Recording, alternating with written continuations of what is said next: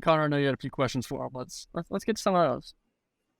Yeah, so I mean, obviously, you're my roommate for your last year at Tech. So, I kind of this kind of stems from the fact that we were roommates, and I thought we got along pretty well, and you're good friends with Nick as well, and then Herbie, and I kind of just was curious because I think a lot of people don't necessarily. I think there's two sides of like transferring in any situation.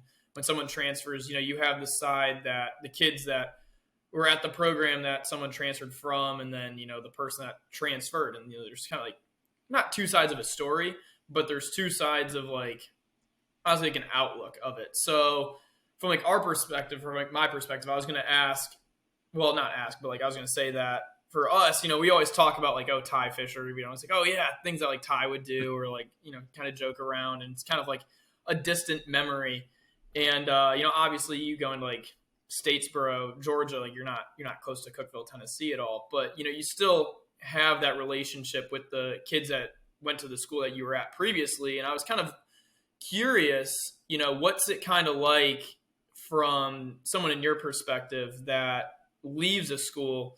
Like, how does that, that transition period, that summer period when, you have to leave a bunch of guys you have like a relationship with and, go, obviously you're going to make friends with the kids on your team that you're going to, but is it kind of tough to, leave some guys that you're friends with despite, obviously that wasn't the reason why you left Tech, but, is it tough like leaving those guys that you build a relationship with? Yeah, like I was great friends with y'all, like Nick Dye, Hurst, Herbie. I mean, we all had like a little clique that we kind of hung out with. And then, I mean, I wasn't planning on leaving. That wasn't never my goal. And like, it just kind of happened that way.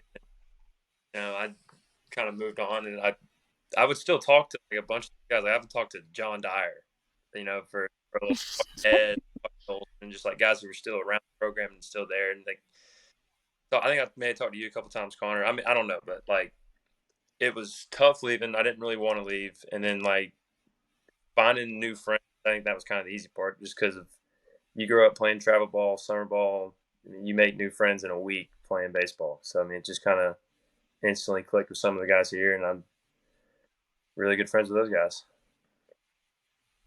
Yes, take us kind of through like the process of like once you enter the portal, like what is that process? What was that like for you, like finding a school? Because we know like a bunch of people, like I've seen a stat, like 60% of the people that enter the portal are like still in the portal. So what was that like for you in that situation? Yeah, literally as soon as I put my name in the portal, I had hundreds of just like JUCOs, like D2, D3s, just blowing me up, and it's like I kind of go back. I wanted to stay at like a Division I level, and then I thought it would be cool to like go in state, be cheaper on my family, just kind of go that route, and got in touch with Coach Hennon.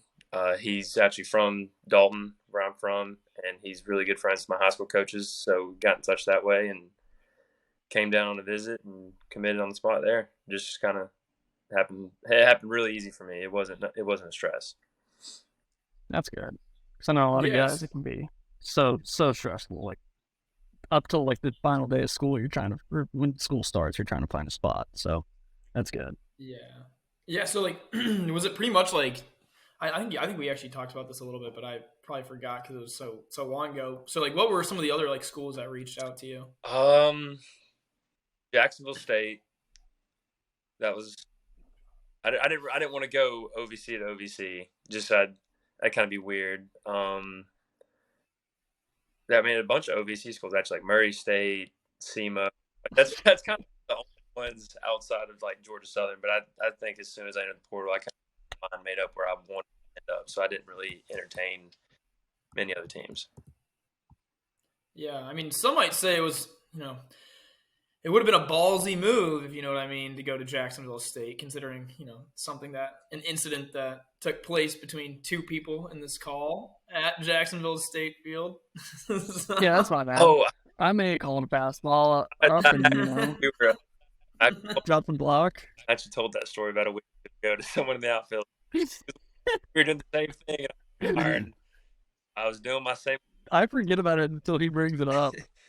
I wasn't Oh god. strikes, and I was like, yeah, I remember what happened last time. I didn't call any strikes. Wait, Fish, were you there when I hit Brock When, with the ball Yeah, he should have been. when Well, at Belmont we when were he at was Belmont, oh, and Connor skipped it off the plate, and it hit me in the nuts. I didn't go to Belmont. That was midweek. Well, oh yeah. well Well, Fish had hit me in the balls like 3 or 4 weeks before, so I wasn't too worried Me? about it with a volleyball. Yeah, you hit me in the balls in the volleyball.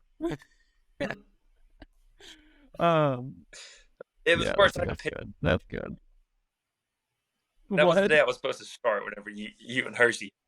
Yeah, that was definitely on me not thinking, But you had a game between, right? No. You're the Yeah, first one. Yeah, okay. and then I'll take full play. an arm on a comebacker too that game.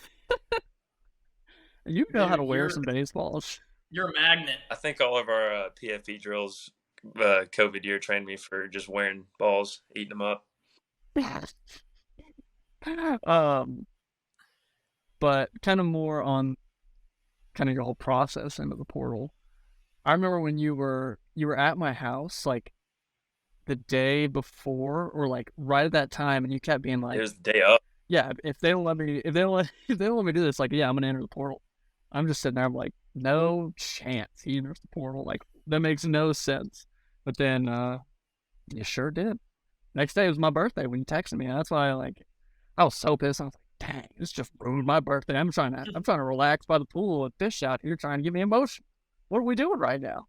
But I would say it's probably a good call by you at this point. I mean, Yeah. I'm grateful for where I'm at. I'm enjoying where I'm at, and I'm having the most fun I've ever had playing baseball right now. Just Yeah. it's fun. College baseball is supposed to be fun, and I had plenty of fun with y'all too. It's just Yeah. I've enjoyed both schools that I've been to.